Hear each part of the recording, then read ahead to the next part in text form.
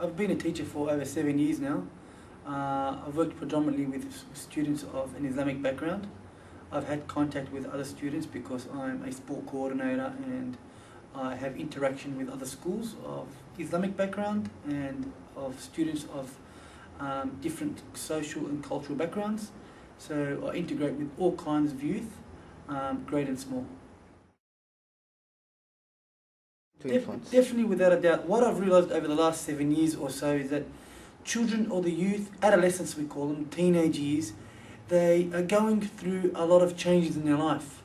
And one of the major changes, or one of the major difficulties they're going to one of the major challenges they're going to face is the risks in their lives that they have to take, or the challenges that they face, such as smoking or puberty or girls, drugs of all sorts and kinds. And what I try to advise my youth is I inform them of the major health issues that are going to be caused, short-term and long-term effects of drug use, hence smoking.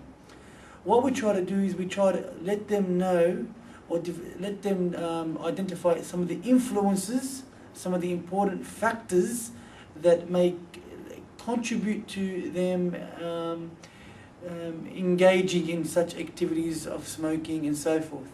And then I look at strategies they can implement in their life to minimize the chances or the opportunity of using such drugs. Well, without a doubt, your health is very, very important, and we let all the youth know, and as an educator we inform youth that their health is very important. Without the health, they're doomed in everything in their life. And basically, my advice to the youth is, one of the major difficulties you're going to face is the groups that you interact in and with. Peer pressure is a major contributing factor to why people use drugs. Therefore, if you interact with the group of people who are not into drugs, who are good law-abiding citizens, who are not risk takers in that sense, in a bad way, then you are less likely to try drugs or experiment with the recreational drugs, such as ecstasy and alcohol and smoking, since this being the topic.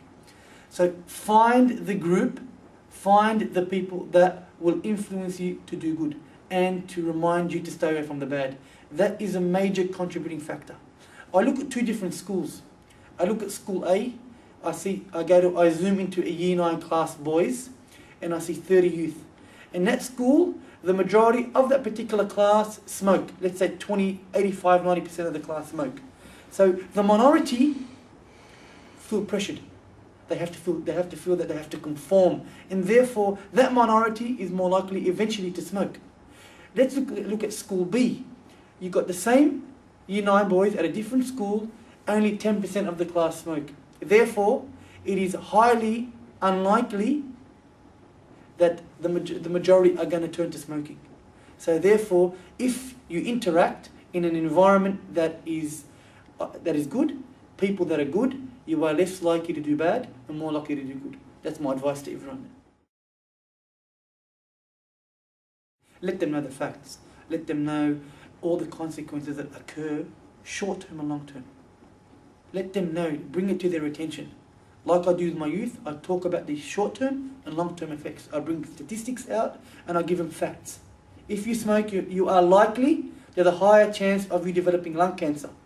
If you smoke, you are likely to get other diseases such as strokes. Okay?